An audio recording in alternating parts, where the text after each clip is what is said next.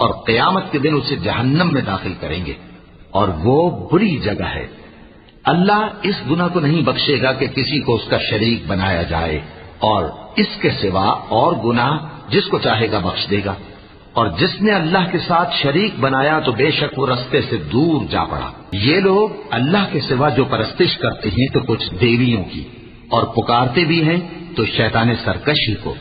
جس پر اللہ نے لعنت کی ہے، اور وہ اللہ سے کہنے لگا میں تیرے بندوں سے غیر اللہ کی نیاز دلوا کر مال کا ایک مقرر حصہ لے لیا کروں گا، اور ان کو گمراہ کرتا اور انہیں امیدیں دلاتا رہوں گا، اور یہ سکھاتا رہوں گا کہ جانوروں کے کان چیرتے رہیں، اور انہیں سمجھاتا رہوں گا تو وہ اللہ کی بنائی ہوئی صورتوں کو بگاڑتے رہیں گے۔ اور جس شخص نے اللہ کو چھوڑ کر شیطان کو دوست بنایا وہ صاف صاف گھاٹے میں رہا۔ وہ ان کو وعدے دیتا ہے اور امید